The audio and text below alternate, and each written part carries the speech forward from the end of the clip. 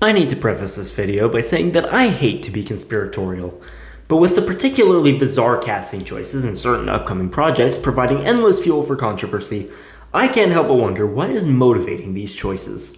It's easy to chalk them up to poorly thought out, politically motivated decisions, but as I have considered how these decisions have affected the online dialogue surrounding the projects, I have become more convinced than ever that the people behind these choices know exactly what they're doing. In fact, I will go so far as to theorize that Hollywood wants us to be mad about these race swaps, and it's all meant to distract us from what's really going on. But before I get into it, you should know that I'm just thinking out loud here, so if you like my brain vomit, you know where the like and subscribe buttons are. Now without further ado, let's dive into one of the most dangerous subjects I've dared explore yet on this channel. There's a couple reasons I've never gotten into the subject of race swaps here. First and most obviously, it's just an extremely controversial subject that requires an insane amount of tact to discuss civilly, and even then, it's virtually impossible to avoid pissing someone off. But more importantly, I find that the most contentious instances of race swaps are usually only a symptom of deeper issues, and by hyper-focusing on the casting choices themselves, these deeper issues go largely unaddressed, or at least drowned out, in the conversations.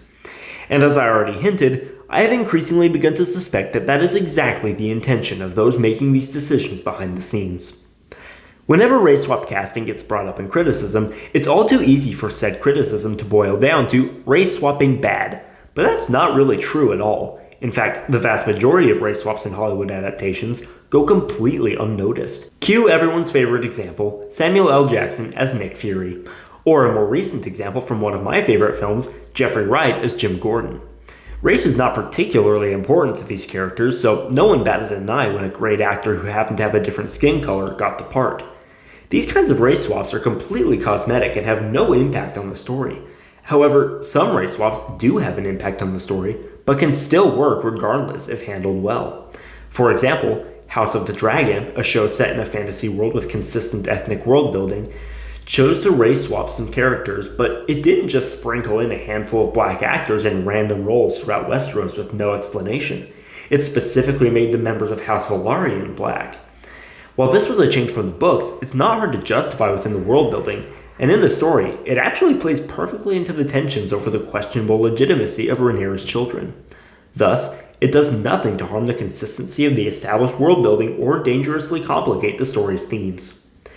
These examples are evidence that race swapping is not inherently wrong, and audiences won't mind it if it's done right. Even within the two most current subjects of contention on this topic, the Harry Potter reboot and Christopher Nolan's The Odyssey, there are plenty of characters that could have been cast with non-white actors regardless of their original description. For instance, if Christopher Nolan were to simply switch the castings of Helen of Troy and Calypso, I can all but guarantee there would be no reason for outrage. Harry Potter might be a little different because audiences are already attached to the way they imagine all the major characters thanks to the brilliant casting of the films, but there are plenty of characters who wouldn't have gotten nearly the same backlash had they been cast with black actors, even such major characters as Hermione. But in both cases, it seems as if someone deliberately sought out the characters most explicitly described as white and whose race would be most noticeable if changed. I don't think I need to spend much time explaining why in each case. I mean, everyone's already dissected the plethora of racist implications of Black Snape so thoroughly that even SNL couldn't ignore the opportunity to jump in. And it's really hard to grasp how inconceivable it is that an African woman would not only become Greek royalty, but be universally viewed as the embodiment of their ideals of beauty. In each case, whoever was responsible for these castings seemed to deliberately pick the most provocative possible roles to race swap, as if to deflect as much potential criticism of the project as possible onto racists. After all, if they can get enough people upset over this one specific casting choice, they can take the loudest and most insensitive voices on the internet and use them as a straw man to lump everyone skeptical of the project for any reason into the category of unreasonable right-wing trolls and pretend that every sane, non-bigoted person on the internet is actually favorable towards it. Of course, the question then becomes why they would do this unless they expected criticism to begin with, which begs the real question, what is it they expect criticism about? Well, here's where I wish I could confidently give you a single definitive answer for all examples, but unfortunately, I don't have one, so it's time to speculate. In the case of Harry Potter, I could easily provide several plausible explanations. One is simply that the studio rightly feared people would question the show's very existence and spend all their time comparing it to the films. and this was a desperate move to get people's attention and make the show stand out. Alternatively, they may have recognized the opposition to J.K. Rowling from the left and deliberately set out to piss off the right to cause the left to forget their grievances with the author and reflexively rally in defense of the show, because heaven forbid you appeal to the wrong side of the political spectrum.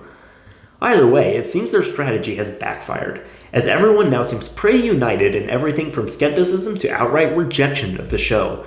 And regardless of the reasoning behind it, the fact is that the actor whose name I won't butcher was almost certainly cast to be the show's scapegoat, ruthlessly thrown into the line of fire to act as a human shield against criticism for the studio and creators, which I find utterly disgusting.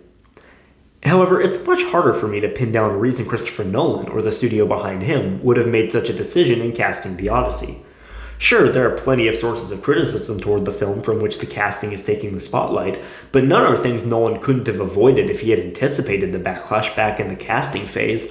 And I don't think he did anticipate the backlash, considering how pathetically inconsistent his attempts to defend his approach have been. Besides, before this casting was confirmed, the film was on track to be a beloved hit to all but the apparent minority who seem to value authenticity in production design and stunning, memorable visuals. This has me worried that maybe there's some deeper issues or more controversial elements of the film to be revealed upon its release, for which the casting is covering, but that feels a bit too conspiratorial even for this video, so I'm not making any predictions here. Maybe this really was just an incredibly lazy attempt at diversity to pander to the Oscars. But I find it somewhat hard to believe that any intelligent person wanting to include some diversity would choose to cast Lupita as Helen of Troy and Charlize Theron as Calypso rather than the other way around, as I already suggested. And that leaves me left with one predominant remaining explanation. Christopher Nolan first cast all the actors he actually wanted to work with in all the major roles of the film. And guess what? All those actors happened to be white. He was then given the note that if this film was going to the Oscars, it had to include some non-white actors, so he threw Lupita into a role with just a couple minutes of screen time regardless of whether it was a good fit, because that's all that was left over for her. This is honestly the least conspiratorial explanation I could come up with, but it's frankly one of the most disgusting. And if it's true, I feel almost as bad for Lupita as I do for Black Snape. I wish I could end this video by bringing all the evidence together for some grand reveal, exposing the truth behind these race swaps.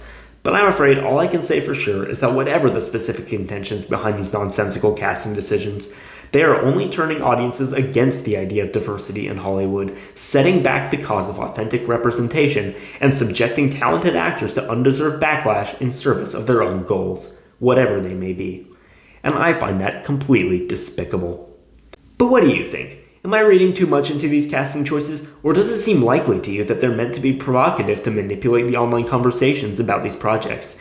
And if so, why do you think that is? As always, I'm just here to kick off the discussion, so I look forward to joining you in the comments. Until next time, just keep thinking out loud.